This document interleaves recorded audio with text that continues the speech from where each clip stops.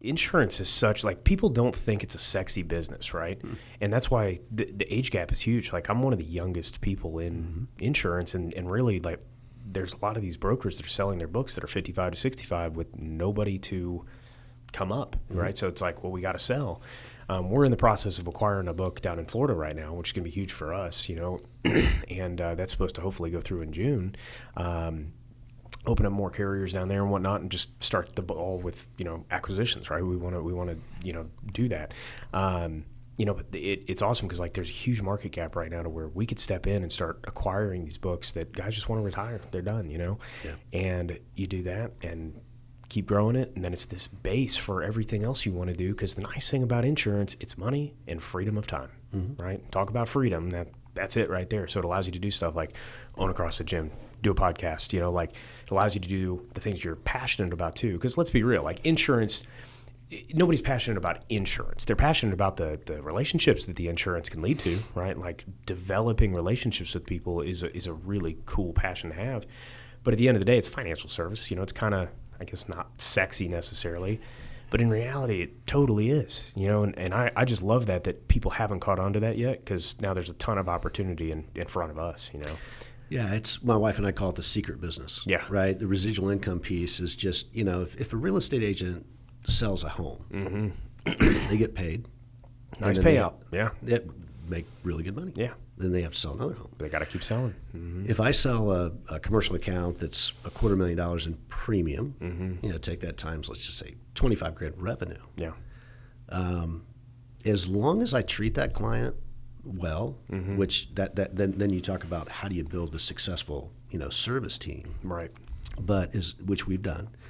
So if you have this kick-ass service team, they don't really want to leave, because my clients get called just like your clients do, every day. Hey, are you happy with your broker? Are you, you want to, and I love, we can save you money. Yeah.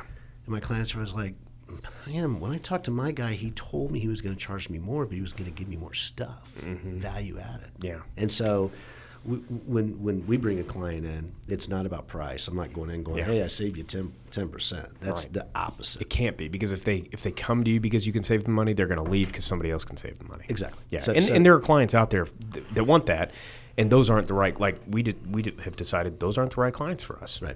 If you're not going to give us a chance to educate you and explain why this is more, you're not the right client, and that's okay, But at the end of the day, like, more value for what you're getting, what you're paying. Yeah, we're not for everybody, and I think two things: the choosier we can be with the clients we take on, the more picky we can be, and when a client begins behaving badly, terminating that relationship as soon as you can. Yeah. I think those are the two big lessons I've learned in 30 years of doing this. That's huge. Well, and the sooner you can get to that mindset too, the better off you're going to be, right? Like, and that doesn't mean you have to get to a certain size in your book before if you can do that with $0 in premium, you're going to be in a good spot when you finally do get to $2 or $3, $4 million in premium, Yeah, there's two mindsets. There's abundance mindset, which there's 7 billion people, whatever, on the earth, and then you got the scarcity, where the scarcity mindset would be like, okay, I live in Westfield, Indiana, my community is this big,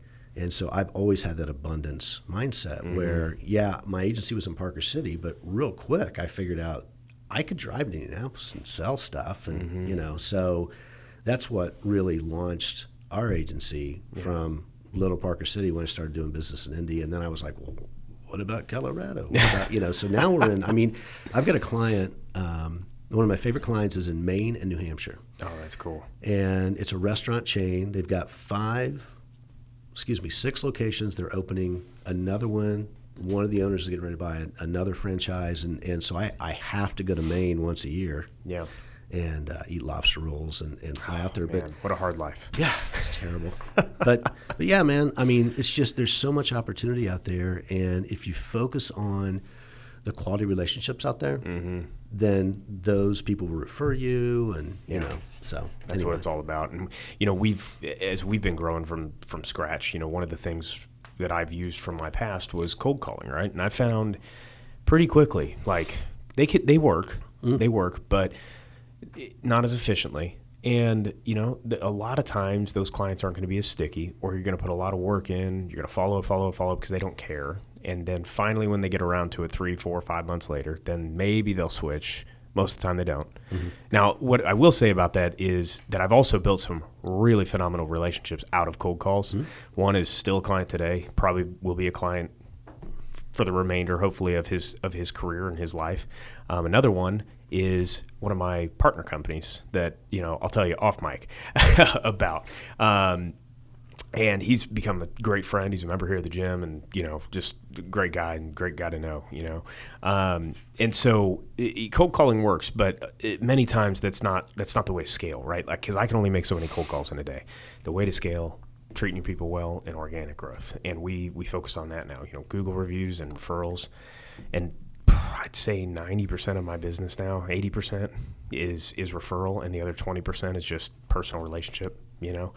And it's a way cooler way to grow. It's more enjoyable. Like, I enjoy life now. I enjoy what I do, and it's not work anymore, Whereas cold calling, making $85 a day, no matter, you can't tell me you like cold calling. No, nobody can. I'm not going to tell you I like it, but I teach it. Yeah. And it's a good way to start. And I still, man, if I see it, if I drive by a business, I'll walk in. Yeah. I mean, I don't. Oh, yeah. I mean, I just walk in. I'm like, hey, who makes the commercial insurance decision? Oh, that's Rob. Rob here, maybe, maybe not. But I mean, I don't need to do that. Yeah. I really don't need to do that. But I enjoy it. Yeah. I think a balance. I think you said 85 dials a day, respectable. I think a balance of some cold calls just to keep the skills sharp. Yeah. Drop-offs, LinkedIn's huge. I really enjoy my LinkedIn. That's where I publish some of my stuff. Oh, yeah. And so, which I love reading. I love seeing those posts and the pictures of your Colorado home. Too. Yeah. Just makes me go, one day. Yeah.